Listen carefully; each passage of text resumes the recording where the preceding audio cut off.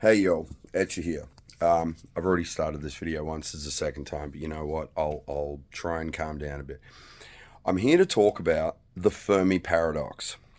It's the paradox that says if there's so much life in the galaxy, where is it all? Now, I'm going to cover the galaxy because the power it takes to travel from one galaxy to another is beyond most evolved life forms' time limit in existence. So we're just going to cover our galaxy. It's 150,000 light years across. It's more than enough space to cover. We don't need to be looking outside it. The only reason we can even see it is because we see by seeing light bounce off solid matter. It's all right. The Fermi Paradox. Why in our galaxy, if there's so much life there, why can't we see it?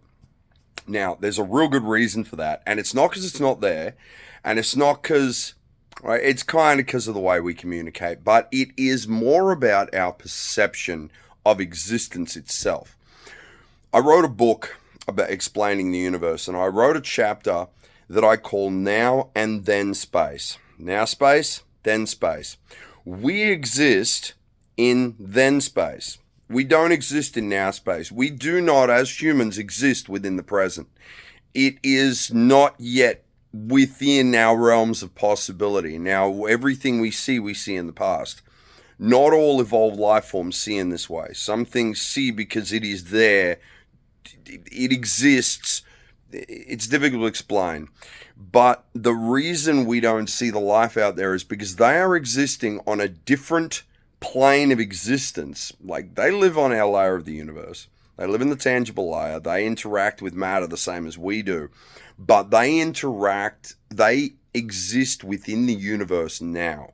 If they are a highly evolved life form that have traveled to multiple stars and things like that, the way they communicate has to be instant. So they're using binary atom communication or split atom communication. It's basically if you separate two parts of a single atom and interact with one half, the other half interacts the same way, regardless of the distance between them in the actual freaking universe. So that you can use this through communication, and it would be the way most advanced civilizations actually communicate, through binary atom communication. That is now talk. Well, within the documentary that I just watched about the Fermi Paradox, they're talking about Proxima B and sending a message there, and it taken 4.5 years one way, 4.5 years back. So if you're sitting there and you want to talk to like your kids or your grandkids or whatever, it's going to be like a 9-year round journey for the signal. It's just not feasible. If you're an interstellar species, it's absolutely no way you can exist this way.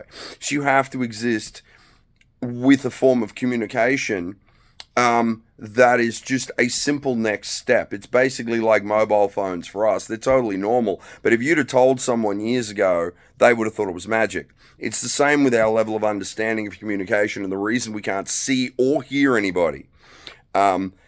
Once you start creating singularity reactors, there's no emissions. So there's nothing to detect coming from a planet.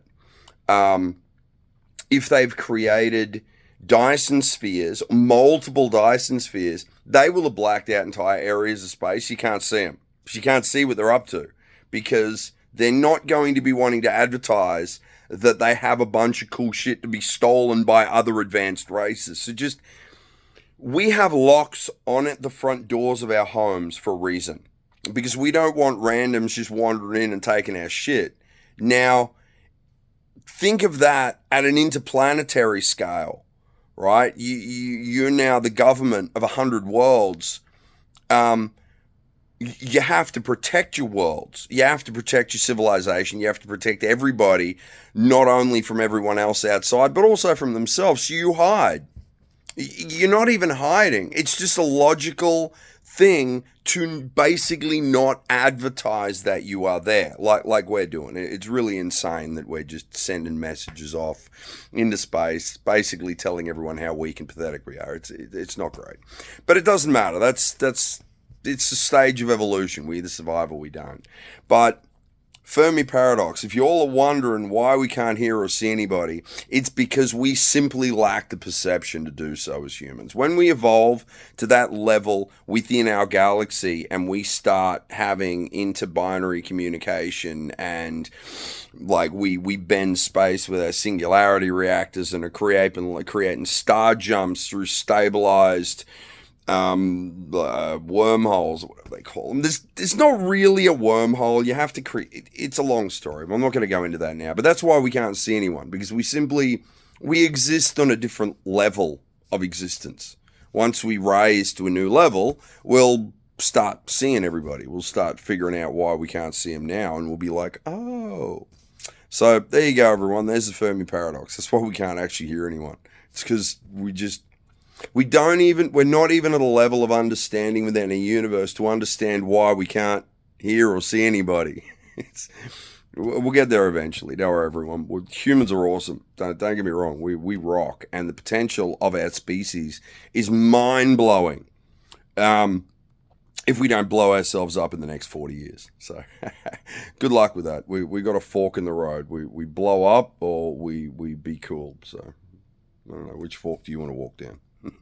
Anyway, that was my insanity for the day. I just felt I had to share it with everybody. That's your out.